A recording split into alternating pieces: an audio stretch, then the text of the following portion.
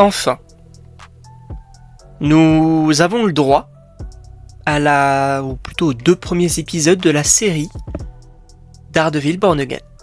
Bien évidemment, bonjour à toutes et à tous, je suis très content de vous retrouver donc pour une nouvelle vidéo.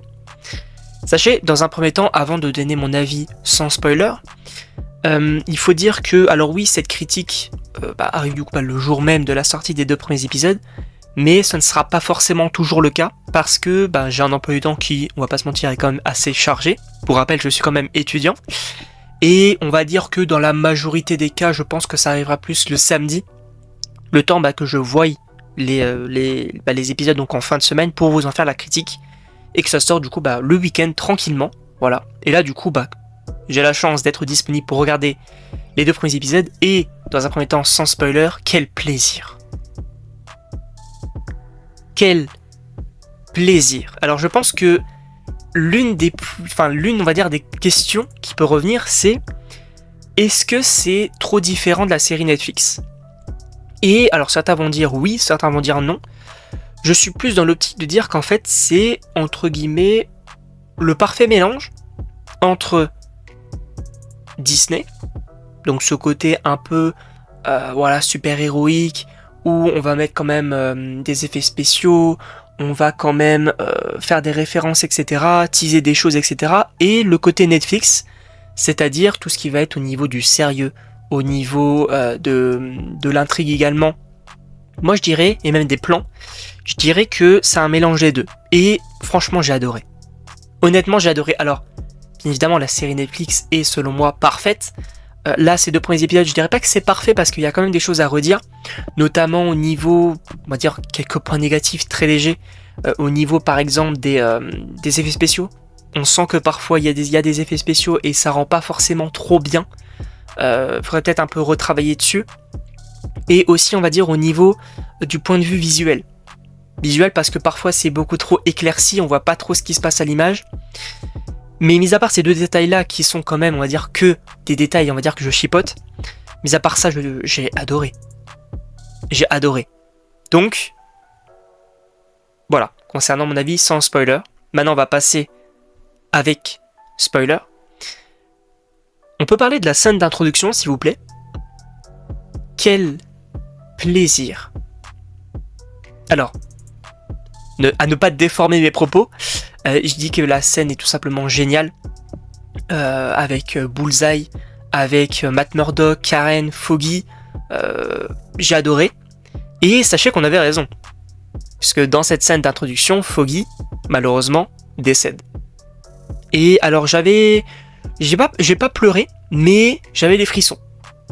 Parce que c'est quand même Foggy, c'est le frérot. Et bon, on avait quand même raison sur cette théorie-là, donc abonnez-vous les gars. Abonnez-vous, parce que oui, parfois on a des théories qui n'ont aucun sens, mais là on avait raison. Et j'ai adoré. Déjà en vrai de revoir Bullseye. Alors je m'attendais pas à le revoir directement dans la scène d'intro. Là, je trouvais ça tellement stylé avec son costume. Il a de multiples couteaux, et en plus Matt Murdock Daredevil du coup, se prend tellement de couteaux dans le ventre, mais frérot. Et il survit le gars. Il survit, toujours debout, toujours présent. Donc j'ai adoré ça. On peut parler évidemment de Matt Murdock, qu'est-ce que j'en ai pensé. J'ai pas mal apprécié en fait le côté de, en fait, on va assumer le fait que ça sorte bien après la série Netflix.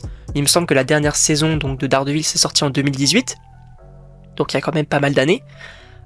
Et en fait on va prendre ça dans une éclipse entre gros guillemets temporelle. Parce que oui, du coup, il va avoir son propre cabinet, il va avoir de nouveaux collègues. On va plus forcément, du coup, Foggy, on va le revoir qu'à la scène d'intro. Karen est beaucoup moins présente. Donc on repart aussi sur des bases. C'est ça que j'aime bien, c'est qu'en fait, oui, on reprend ce qui a été fait du côté de Netflix, mais on va quand même, pas forcément reboot, mais on va repartir sur des bases. Et ça, j'aime bien. Parce que ça montre quand même qu'il y a un certain intérêt pour le personnage d'avoir bien évidemment plusieurs saisons pour cette série. Et ça j'ai pas mal apprécié. Sinon oui, Matt Murdock, moi j'aime bien en plus ce côté de en fait je vais lâcher le costume, comme on avait dit du coup dans la vidéo théorie. Je vais arrêter d'être Daredevil parce que mon ami est mort. Je vais du coup me concentrer à 100% donc étant avocat, etc. Ce questionnement qu'on avait quand même eu dans la série, mais il était jamais vraiment passé à l'acte à abandonner le costume. Et sachez que avant du coup de parler sur d'autres choses, il y a la vidéo sur l'histoire de Daredevil dans les comics, n'hésitez pas à aller la voir. Et sachez que dans cette vidéo, j'évoque quand même pas mal de fois la rivalité entre Bullseye et Daredevil. Du coup, et ça c'est totalement présent parce que ils ont repris ça et ça j'aime bien. C'est pour ça aussi que j'aime bien faire des histoires un petit peu dans les comics, me renseigner et tout. Parce que dans les comics, sachez que Bullseye, c'est l'ennemi qui n'arrête pas de revenir encore et encore contre Daredevil. Et là, pour le coup, c'est le cas. Parce que dans la saison 3, il y a eu l'introduction. Là, il revient encore, il veut se venger, etc. C'est totalement comics accurate, si j'ose dire. Donc déjà là, j'ai beaucoup apprécié. Matt Murdock, incroyable, performance, en tout cas, c'est pas non plus un jeu incroyable, mais en tout cas, je trouve que Charlie Cox joue encore une fois très très bien, il n'y a pas de souci. Même la scène de fin, là, quand il se lâche, quand il se dit c'est bon, là, frérot, faut arrêter, il se lâche et tout. On fait également des références avec du coup les précédents programmes où on a pu voir les personnages, notamment Echo, puisque oui, donc avec Monsieur le maire, donc Wilson Fisk, qui du coup est élu maire de New York. On fait référence à Echo, comme quoi oui, il n'a pas eu d'enfant, mais il a eu une sorte de nièce, entre gros guillemets, et elle lui a tiré donc dans le visage, etc. On fait référence à pas mal de choses. Également à son éclipse, lui qui est parti, Vanessa qui a dû reprendre le relais, il va y avoir une thérapie entre les deux.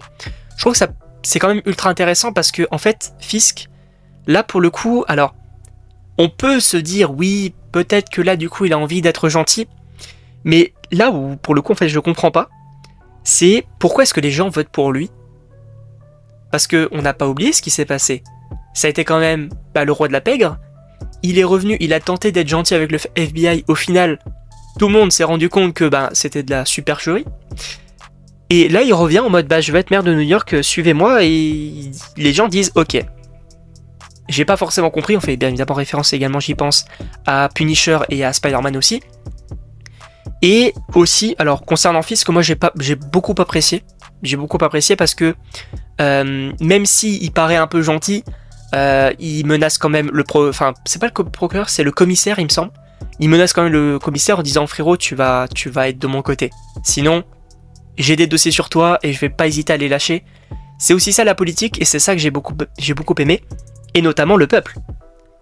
Parce que oui, on va avoir cette émission un petit peu de radio, pas forcément de radio, mais de télévision finalement, de reporter, où on va voir du coup une jeune qui interviewe un petit peu les gens et tout.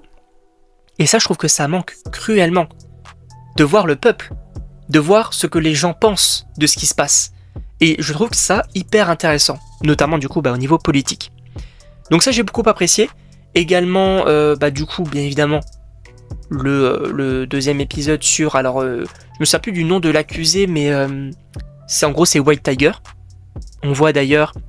Alors, il y a des rumeurs, attention quand même, spoiler sur la suite, mais il y a des rumeurs qui parlaient que White Tiger allait passer le flambeau finalement à sa fille à la fin de la série, peut-être donc dans la saison 2, je ne sais pas.